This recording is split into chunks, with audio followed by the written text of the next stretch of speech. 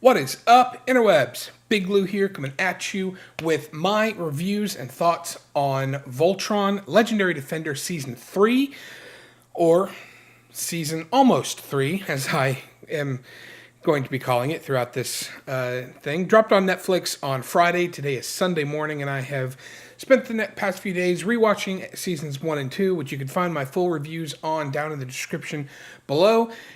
And now we're going to talk about Season 3. Season 3 is only 7 episodes. When I found out that it was only 7 episodes, I was like, cool, they've cut out all the filler episodes. They're just going to tell a really cool story. So we don't get any stories about Lance and Hunk flirting with mermaids, and we don't get any stories about them saving a bunch of fat, gushy people that their arc is falling apart, and we don't get no filler.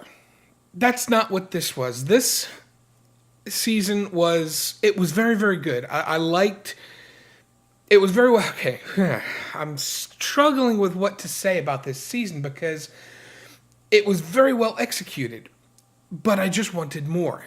Only being 7 episodes, I was expecting them to tell a full story. That's not what we got with this, and I'm saying this under the suspicions that you have already watched Season 3, because it won't take you very long, and now you are watching it to hear my thoughts on it. So full spoilers, just giving you a fair heads up. We have 3 episodes basically of resolution about what happened to Shiro and what happened to Zarkon and all of that with the Blade of Mamora, the events of what happened at the end of Season 2. 3 episodes to figure out how are they going to form Voltron again, and how the team is going to go forward. We get that, and it's pretty good. And then we have 4 episodes of setup. And then nothing. There's only 7 episodes. They didn't give anything. It was all just set up for what I'm assuming is going to be Season 4, but who knows when the hell that's going to drop. Okay, so update. In writing these notes, and as I'm recording this, I've been going back and forth between my computer to kind of refresh my memory and look some stuff up. Season 4 will be out middle of October. There is a trailer for it already on the Netflix channel there, so I didn't even realize that. Credits rolled, and I was like, okay, that's over, done. But it's there, right? It plays immediately after the credits of the season finale, so that's really, really cool. I really, really liked how they gave a throwback to the original Lion arrangement with Keith in the Black Lion and Allura in the Blue Lion and Lance in the Red Lion, and of course Hunk and Pidge are in their green and yellows respectively.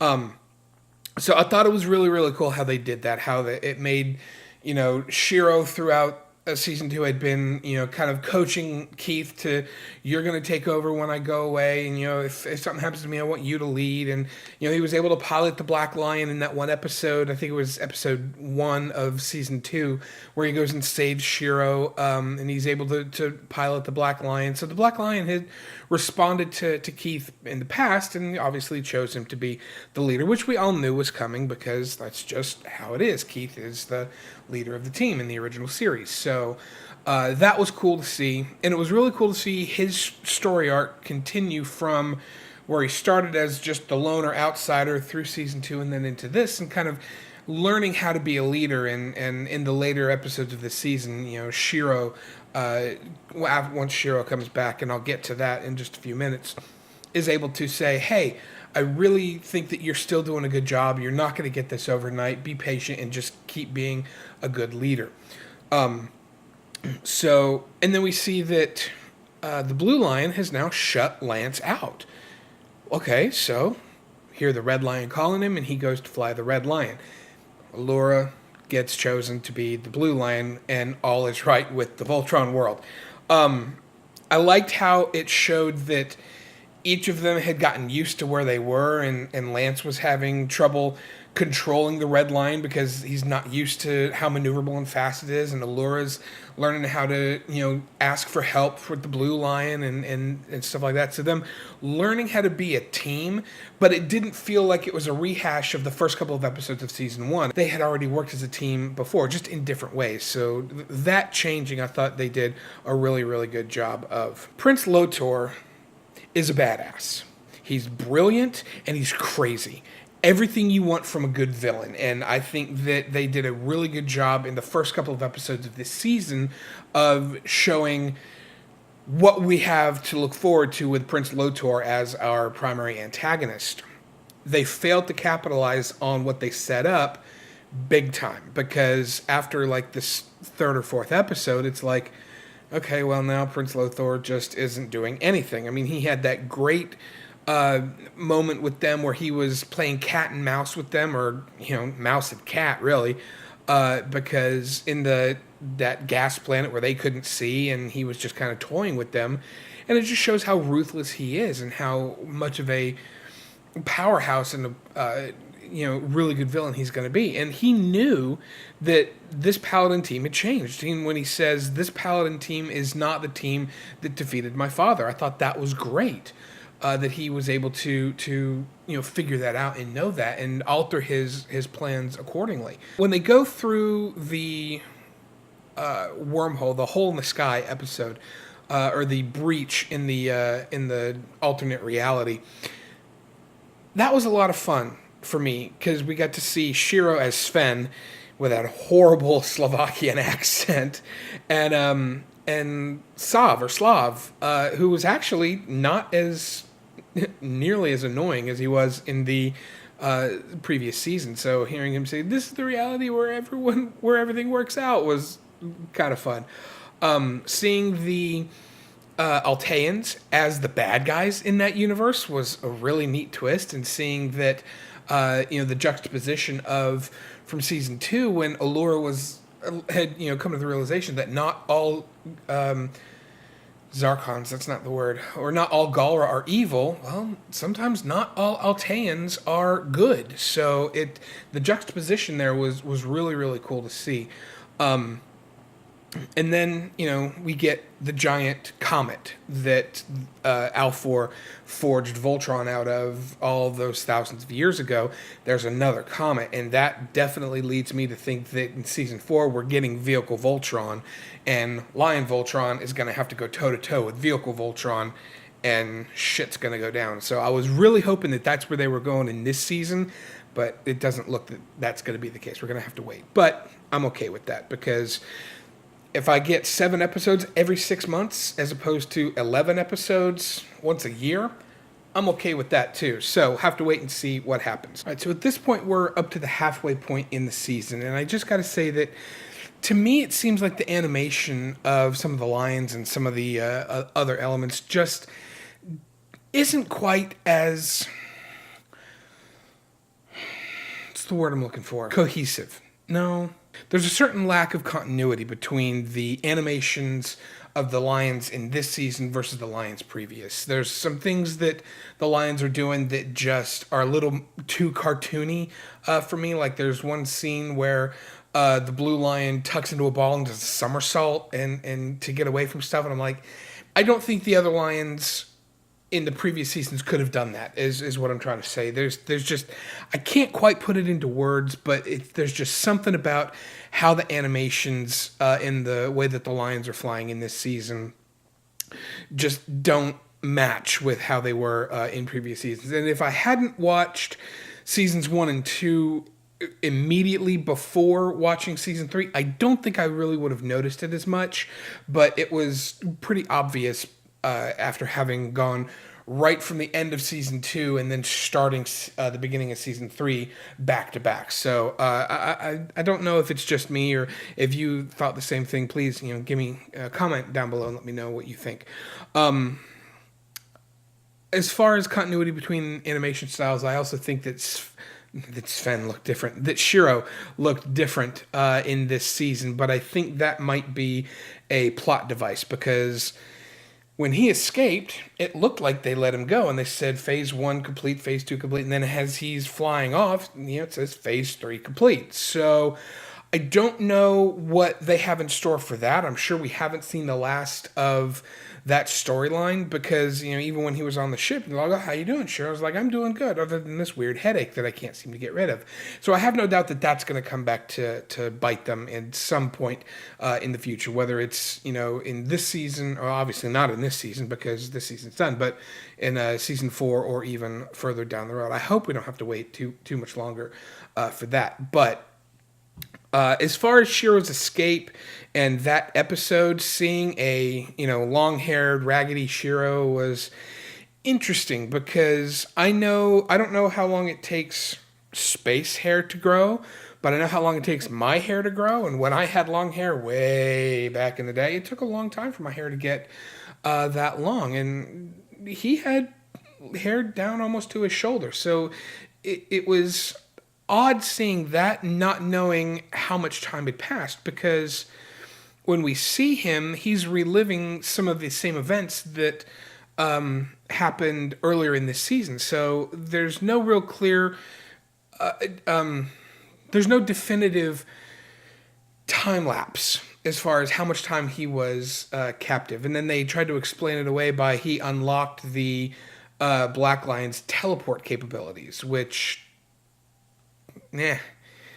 that didn't work for me. I thought it was kind of weak, and I really was hoping that they had explained where Shiro went by saying that he had such a strong connection to the Black Lion that they fused and became one. And I thought that would have been really, really cool, but that's not what they did. But needless to say, hopefully they will expound upon some of the stuff that happened to Shiro in the next season. What is Lotor up to? What's he doing with that comet? And we get to that, the penultimate episode of this season, where Lotor's people are raiding a Galra installation. And to what end? They want to steal that Teledove. And, we see that they're just as powerful, but still crazy. So what are they doing? They're Galra. They could just ask for it. But clearly, they don't want the rest of the Empire to know what they're up to, specifically Hagar. Or is she Hagar? We'll get to that shortly. So there's a lot of what's he doing, what are they doing, going to set up the next season in that episode. And I was really hoping that that's what the season finale would be the culmination of what we had been leading up to, and seeing the power struggle continue in that episode between, is Shiro the leader, is Keith the leader, the Black Lion not recognizing Shiro as its paladin anymore, and what does that mean for Shiro going forward? Do we have to wait until whatever is in his head plays out before the Black Lion will accept him as his paladin again? Or is Shiro going to be written off the show or just turn into a different type of character? I consider that to be the season finale of this season, because the season finale had absolutely nothing to do with this current storyline. It was a great episode, and I loved seeing all the backstory of the how Alfor and Zarkon had that bond and the friendship, and seeing the other paladins, and how Voltron Force came to be, 10,000 years or even longer ago than that, because, who knows how long they were a team before Zarkon turned. All right, so when we are talking about the backstory of Alfor and Zarkon and the history of Hagar or Anerva and all the different stuff in that episode, it really reminds me of one of the episodes in, I think, season 3 of Avatar: The Last Airbender. It's called The Avatar and the Fire Lord, and it's Zuko and Aang reading the different journals and stuff. Or Aang is in the Avatar state communing with the previous Avatars, and Zuko is reading his grandfather's journal about how the first Fire Lord Sozin and the previous Avatar were best friends, and how they kind of fell out of graces. And this very much reminds me of that Zarkon and Alfor were not necessarily best friends, but they were certainly allies. And watching that story devolve or evolve, however you want to say it, was really, really cool, and it was probably my favorite episode of the whole series. No, Blackout, season finale of last season, still my favorite episode. But this is very close because I love seeing the backstory and the origin of how he created the lions, and that it's this comet material that just generates quintessence, repeatedly. So it's an endless source of energy for the lions, and how they're virtually indestructible. And it explains so much of why the lions in Voltron are so much more powerful. And when he starts talking about the blending of science and the blending of magic, and just to form that bond that the lions have with their paladins, was really, really cool, seeing how they were discovering that, and how it kind of explains at least a little bit that even they don't fully understand it, which is kind of cheating, I think, because it's like, well, how are we going to explain it? Well, let's just make it so that the characters don't even understand it. It just is. And is that cheating? Yeah. Does it work for me? Yeah. So I'm not going to fault them too much on that. But one of my biggest complaints about this season is the fact that it was only 7 episodes. And I've said it repeatedly throughout this review, but I want to harp on it again because now, granted, I know now we're getting the rest of this story in October, so it's only, 2.5 months that I have to wait. So I get what they're doing, but I don't like it. So anyway, so that is my thoughts on Season 3 of Voltron the Legendary Defender on Netflix. Let me know what your thoughts are. Are you as, well, not disappointed is not the right word, because I still really enjoyed this season, but are you as frustrated with Netflix as I am for holding out on us and making us wait till October to see how this story continues? But I get what they're doing. It's like, here's a little taste. Here's a little taste. They're like a good drug dealer, and I'm wanting some more Voltron. Gosh darn it. So let me know what your thoughts are on Season 3 of Voltron the Legendary Defender. Put them down in the comments below. If you liked my review of this season, go ahead and give me a thumbs up. Just mash that button. Really helps me out a lot. If you want to see more of the stuff that we're doing here on the Interweb Show, you can click the subscribe button. It's going to be right about here. And you can check out some of the other stuff that we do on the channel right here.